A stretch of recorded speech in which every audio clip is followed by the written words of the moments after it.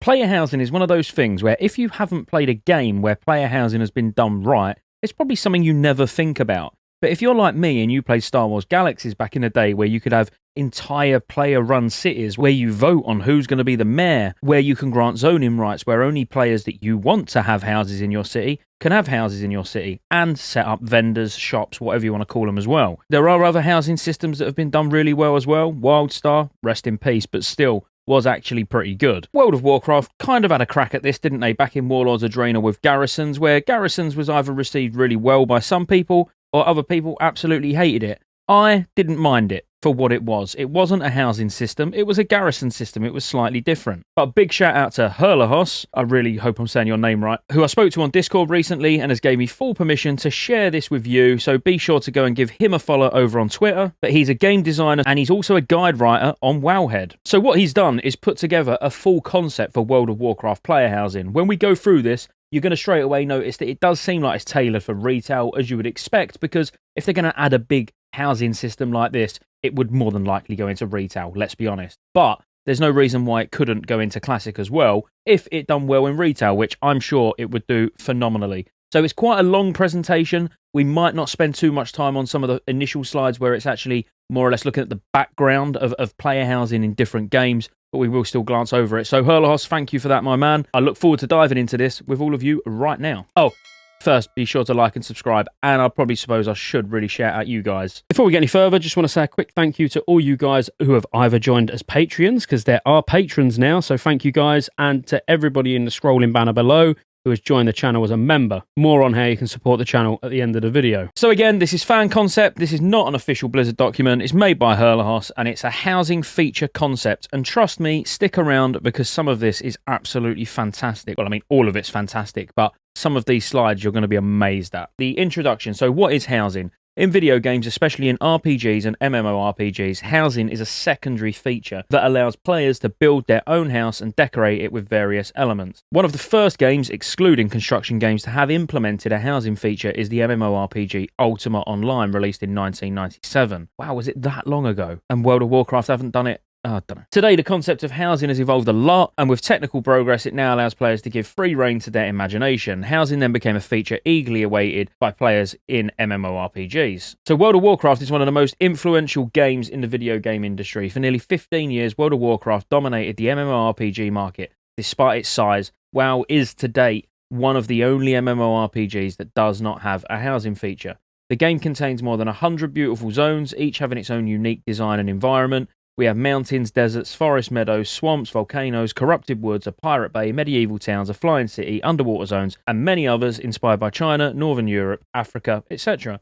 There is no valid reason why we shouldn't be able to exploit these zones to build beautiful houses on them to enjoy the view. Then we're going to have a quick look at the competitor analysis, which I'm sad to see has not got Star Wars Galaxies on here, because even though the game don't exist anymore other than emulated, so if you want to do a private server, let's say, but the housing system for me is the best I've ever seen, and I've played most of these games that we're about to talk about. So scanning through, we've got player houses in Final Fantasy XIV. I won't bother talking about the bit on the left-hand side there, which is, its launch date, its close date, all of that sort of thing. So the pros to the Final Fantasy Online housing: the different houses are located in residential areas. All the houses of an instance are then accessible by all players present in it.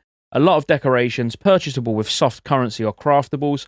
Some houses are large and spacious. The cons: we lost our houses if we don't visit them for 45 days. The number of layers for a single house is very low, and the exterior decorations are quite limited. Then we've got New World, which lots of decorations, and we know New World's very new, and things on the housing of New World will probably expand over time. But the pros are lots of decorations, houses are well integrated into the world, but the cons are the housing is more a base useful to the player and having an influence on the world rather than being a purely cosmetic secondary feature. No money to pay the taxes equals no housing.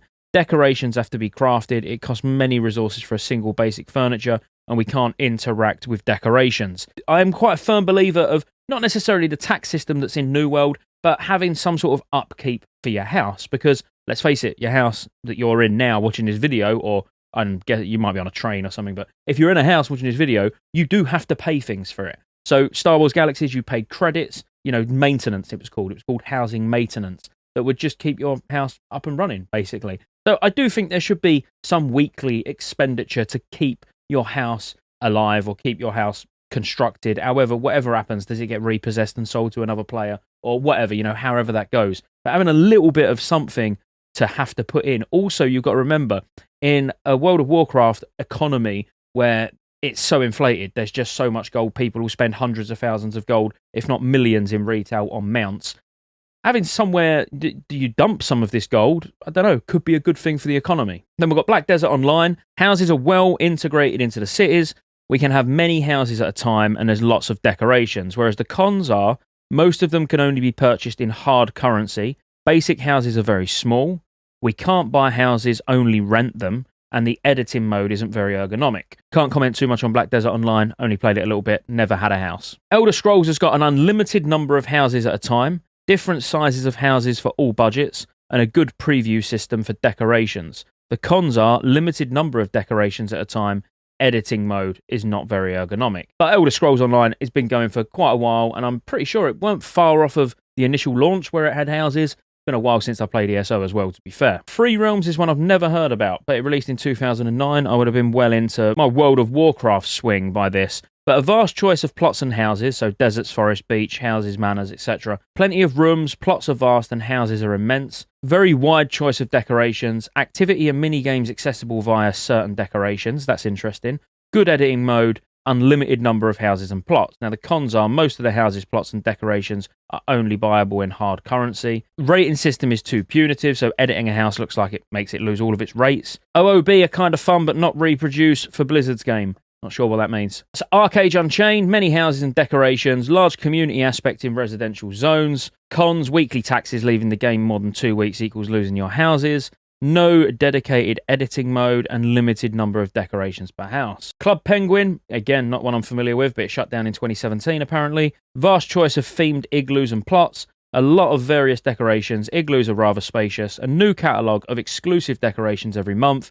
Good editing mode. Our igloos and other players' igloos are easy to access. But the cons are the perspective makes the understanding of the fake 3D elements rather messy. And we can only have 3 active igloos at a time. That definitely doesn't sound like a game I want to play. Well, I can't now unless there's a... Would there even be a private server for it? Pokemon Omega Ruby Alpha Sapphire. What a name. Several biomes of secret bases is a pro, so forest, mountains, etc. It's fun to explore the world to find a secret base. The cons are bases are very small, sometimes unusable, small number of decorations. We can only have 1 secret base at a time, and there's no way to know where our current base is located in the world. The Witcher Wild Hunt. This is an interesting one for me because I've completed The Witcher and I don't even remember owning a house. I think I've completed The Witcher, that's The Witcher 3, isn't it? Like 2 or 3 times. Don't remember ever having a house, but I could be wrong. It was quite a while ago. Enjoyable break. We leave aside all the combat and exploration aspect to focus on the develop of our vineyard. The domain is large and pleasant to explore, but the cons are too little customization, only paintings and armors to expose, difficult to realise the changes we've made. Housing comes down to talking to the butler, waiting X amount of days in-game and coming back to see the changes. There is not much to do except for exploring the domain. Probably less important in The Witcher on the basis not an MMO. There's no one who's going to see your house. There's probably not much point of putting a lot of effort into a housing system when you're the only one who's going to see it. I know that's probably a bit of a weird way to think when, well, you might just enjoy decorating a house. You might enjoy playing The Sims, and The Sims is only a 1 player. Why bother making your house look really, really good when no one's going to see it? But ultimately, that's what The Sims is about. Witcher, not so much. So the fact that you've just got a house, for me, that's good enough. And then World of Warcraft, Warlords of Draenor. Now, I wouldn't even say this was a housing system as such, but the pros are the buildings are beautiful and very detailed, very good atmosphere, the garrison is full of life. The cons, only a few buildings are available, impossible to place buildings ourselves. The decorations are limited to those of world events, and the housing feature is wasted and left out. And this is the thing. If they'd have done housing properly, instead of putting a sour taste in some people's mouths by saying, well, you've got a place to call your home in World of Warcraft and gave us a garrison. Now people are going to be like, well, the next time we see you've got a place to call your home in World of Warcraft, it's probably going to be bad, because it wasn't player housing, but it was never sold as player housing either. It was a system that the entire expansion revolved around, really. And to a certain extent, even in future expansions, it's still got some use because you can half to your garrison and you've got things that you can do at your garrison. Been a while since I played retail, so I'm being really vague. So following on from what the competition is, we've got the housing concept for World of Warcraft. So to sum up, based on all the examples above, it seems that the following elements are expected by players when designing a housing feature. So lots of houses, plots and decorations, large plots and spacious houses, free placement of decorations and furniture, unlimited number of houses at a time. Everything must be obtainable with soft currencies, so this means in-game gold, in-game currency. Houses must be world located with layering and no limited slots. No rent, no taxes, no lost property. Again, that's the one bit that I don't agree with. You need to pay for a house, more than just when you buy it. It's got an upkeep. Housing must be fully cosmetic and secondary. So, introduction to houses all over Azeroth, and this is what I was talking about with these slides. Now he's got some art to go along with it, where you could see what it would look like if you was to buy a house in World of Warcraft and how that menu would function. So this is going to get really, really good from now on. So houses in Azeroth cannot be limited to a small house in a city. So let's think big by offering players the opportunity to buy building plots from everywhere in Azeroth. Each zone contains 1 to 3 plots in various places. Players can buy these plots, build their houses on them, and then decorate their houses as they want. Mountain, desert, seaside, forest city, there's something for every taste. So here you can see in the plots and houses menu, you could buy a plot in Orgrimmar, Winterspring, Uldum, any of these different places, whatever one suits you. So then there would be a new currency, which would be house resources, very similar to garrison resources, where there's many ways to obtain these resources, by opening the house cache available at the real estate agencies of Orgrimmar and Stormwind, potentially, by completing house daily quests, by winning the house contest when it's available. These resources can be then used to buy decoration blueprints. I mean, you could even have these farmable, by more than just this. Maybe you get a small amount of house resources from doing your daily heroic. Maybe you get a small amount of house resources for winning your first battleground. It could almost be ways of incentivizing different types of content. It's not all of a sudden making that content a grind just to make your house better, because you got to remember the house is secondary. It's not going to give any player power. It's not going to do anything like that. But if you want to ultimately build your house up as quick as possible and make it look the best, you do need to go out and do other activities to be able to obtain the resources, which I think would be a good idea. So then he goes on to say about house score. So it represents the investment of a player's housing. So each house has its own score, and it's added to the general house score. Buying plots and decorating houses increases the house score. And then this is all going to be about ranking. So having your house be better than everybody else's and ultimately show up in some sort of competition. So how would you buy a city house? So inside big cities like Orgrimmar, Stormwind, Silvermoon, Dalaran, Ironforge, players can buy houses with gold that are directly implemented inside buildings. It's not possible to modify walls or to place exterior decorations inside city houses, but they're way cheaper and a good way to introduce the housing feature to players. So what he's saying here is you offer it for 10 gold, 20 gold, really cheap, just so a new player who's only just started playing the game could be, level 30, level 40, something like that, and they can now get their own little apartment in Orgrimmar or whatever, but they're not going to get the full sense of the scale and how things are going to work later on in the game until maybe it's a 10, 15,000 gold house that they buy, where you can decorate the outside, where you can, have freedom over knocking walls down and extending and doing different things. That would come later. The city houses are just a nice intro to say, look, this is your first little apartment in World of Warcraft. Things are going to get better. Houses are also layered, so entering a house will phase the player into his own layer. Buying a building plot. The most interesting part of housing is buying plots all over Azeroth. As seen previously, most zones of the game have 1 to 3 plots that the player can buy in order to build a house on it. So prices in gold vary depending on the plot and whether the player decides to buy a pre-built house on it. Everything is possible here, placing exterior decorations, modifying the walls, the floors, the roof. As for houses, plots are world located and layered. When approaching his plot, the player will be phased. Literally like what happens with garrisons. Everyone's garrison's in the same place, but you all run up to the garrison at the same time. You all phase into your own garrison. So literally the same system. So obtaining decorations. After buying a house, it's time to decorate it. The Decorations tab of the housing menu lists all the decorations in the game. In grey if they've not been unlocked, in colour if they are. The way of obtaining the blueprint, its price in gold and its score are displayed in this tab. So as you can see here, for 250 house resources and 1,000 gold, you can buy the Azeroth War Table, which will add 350 score to your house. The tab is accessible at any time, but to be able to buy a decoration, the player has to be inside one of his houses. So ways of unlocking new decorations, they could be obtained in various ways, such as housing traders, world event traders, housing quests, profession crafting, housing achievements, housing contests, and secrets. So lots of ways to unlock new decorations for your house. The one thing I would love to see, if something like this ever came to fruition, is actually being able to put your old tier sets or weapons down. So this could come from crafting as well. So if you think about if there was an architect, say, profession that was added at the same time as a housing system, they could make mannequins. So they've got to get a blueprint or they've got to get a schematic to be able to make mannequins, but then they could sell those mannequins on the auction house, which you can then buy and put in your building to be able to put all your armor on. So your tier 2, your tier 3, your tier 4, so you can literally decorate your house with all your old tier gear that you've collected, rather than it just being in a collections tab at the moment for transmog purposes. There's also an editing system where, you can bring this up and it will contain necessary features like decoration panel, housing catalog to buy decorations, and obviously quit to get out of editing mode to go back to your normal view. Each decoration has its own parameters, thus not all of them can be placed anywhere. Some, such as large trees, are reserved for outdoor areas, while paintings or garlands can be placed on the walls. The edit tool indicates the player where he can or cannot place a certain decoration with red and green colours. As for a game engine, players can use many functionalities such as a snapping tool, a free axis transform tool, a merge tool, an intelligent tool for editing floors, walls, doors and windows, and many others. A few more details on decorations. There's no limit to decorations. Players can place as many decorations as they want, as long as there's free space on the ground or on the walls or outside, wherever. The decorations inventory is specific to each house. Buying a Varian statue permits the player to place one Varian statue in each of his houses. If a character gets stuck due to placement of certain decorations, the player can use the option to kill his character and respawn him at the entrance of his house without a penalty.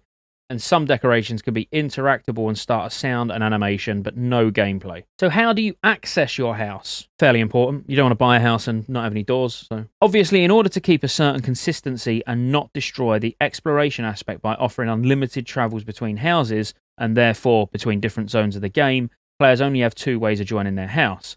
House Hearthstone. So this Hearthstone would be new, and it can be attached to one specific house and has a 20-minute cooldown. Using it teleports the character directly in front of the entry of the plot. Whereas walking, what could be better than getting some fresh air by walking or flying to one of your properties? Visits between players. So to open doors of your house to other players, the owner must go to the billboard at the entrance of his plot and check the option Open to Other Players. When the owner's logged in, all other players can visit his house by clicking on the billboard of a plot and then searching for his house on the list of open houses. The visitor doesn't need to possess a plot to visit the other houses on it. It is also possible to enable and disable this option at the real estate agencies of Orgrimmar and Stormwind for all of your plots. Let's take a look at what the housing feature might look like once it's integrated into the game. So the housing management tool is accessible via this new icon, and the tool is divided into two main categories, themselves divided into several subcategories. So you'd click on this icon here and you'd get houses and plots or decorations. Then you can go to houses and plots, go into zone A, look at house A, house B, go into zone B, look at house A, zone C, house A. Yeah, you get it. And the same goes with decorations, but with items. We've already seen this picture, but now it's in full screen, so you would look for all the zones. You can see there's a scroll bar here, so this is not it. There will be tons of other zones, or pretty much every zone you can think of, where you could have a house. And when you go to decorations, you can see all the different types of decorations that you can click on to quickly filter and be able to see, which ones you want to collect, where they come from possibly. It might say it's from an achievement, or it might say that it's paid for with gold, and then you can go and get it. Then if you click on one of the zones, let's say you're interested in Grizzly Hills, you want a house in Grizzly Hills, you can have Amber Pine Lodge, which is a pleasant abode at the top of the cliffs, take a sit and enjoy the magnificent views. Maybe you want a house at Thor Moden, or maybe at Venture Bay. This is just another look at the actual decoration screen. And then additional content could come in the form of achievements. So each major content brings a lot of achievements. Housing makes no exception and even has its dedicated category. So you would have housing, houses and plots, decorations and social. And some achievement examples that he's even gone to the effort of putting together is Home Sweet Home to buy your first house, Little Houses on the Valley to have 5 different houses. We don't need to go through all of these, but you can see the sort of things that you would have to do in order to unlock achievements. And some of these achievements, or maybe the big meta achievement which houses all the achievements, could give something special for your house, as you would expect it to. I particularly like There Is a House in Azeroth, because it's the lyrics from House of the Rising Sun. It's really made me want to go and listen to that song. He also talks about housing contests, so from time to time there'll be house decorating contests, a bit like transmog contests. Players from the same server can then register one of their houses for a category, a specific theme, specific decorations or whatever. To participate in a contest, the player must go to the real estate agent in Orgrimmar or Stormwind. Once 5 players are in the same queue, the contest begins. The houses are presented 2 by 2 in the form of a duel. Other players can vote for their favourite house between the two. When each house has met each house, the one with the most votes wins the contest. The prize is to be one of various, from house resources to exclusive decorations. I get that would be cool, but that would be sort of The last thing I would be worried about, just me personally, I love all of this. I love all these ideas. I want a house in Azeroth, especially in Classic. But that sort of thing wouldn't bother me. It's not a system that I would use. The prototype. He has made a prototype of this system on Unreal Engine. You want a video. You want to see it in action. So he's done this prototype. Let's have a look. So how to buy a house. This is where you go to your housing board. You can buy it for 25k. And look, you've got the achievement Home Sweet Home. This is how you can switch on the billboard to go between houses. For the layering system, then you can go back to your house. You've got your blueprint vendor set outside where you can buy the Azeroth War Table, Arakoa Table, toy shelves, and much, much more for housing resources. This is your decorations tab in-game. He's currently learning all of his blueprints that he's got from his trainer. And now you can see the decorations that he can actually make, or buy, should I say, for gold and more housing resources. Then it looks like you can go over to Bonnie and you can get a quest to collect free seeds, which this is then going to give you more housing related stuff, I'm guessing. We've gone back and handed in, and then we've got the crafting table outside where you can make wolfskin rugs, giant statues of Varian, and any other things that you've got. Breaking down rocks and stuff. It's all of a sudden turned into Minecraft. I feel like I'm leveling my Paladin again watching this, just the auto attack simulator going on. So he's now crafting himself a bed, getting himself a forest painting as well. Now there was a couple of slides that I'd left out, which was all around price at the end, prices of decorations, examples of prices and stuff like that. And there was a bit of the video that we just skipped through about how to die and how to respawn in your garrison. Trying to keep it in your garrison, in your house. I said garrison. Oh, don't shout at me. But overall, what a fantastic piece of work. A fantastic piece of work that needed recognising by as many people as possible. So make sure you share this on your Discords, share it with your guild, whatever, because it really is good. It's a great concept. And if enough people got behind it and was like, Blizzard, come on, man, do something about this, we could have a housing system like this in-game. It's not directly aimed at Classic. It is going to be retail, but if you can do it in retail, you can do it in Classic. But Hurlahos, again, I hope I said your name right. Thank you so much. This was absolutely amazing. Thanks for agreeing to let me display this to everybody today. And as I say, everybody go and check him out on Twitter. Like and subscribe. Roll the outro. There's lots of ways you can support the channel to keep me here putting out World of Warcraft content and covering all future MMOs. Consider joining the channel as a member. You get access to emotes. Everyone will know you're a member when you comment on future videos because you get a nice icon next to your name. And you get access to members-only videos, which I'll be putting a lot of on the channel throughout the year. Additionally, there's a Patreon link in the description as well. Thank you for watching all the way to the end, and I'll see you on the next one.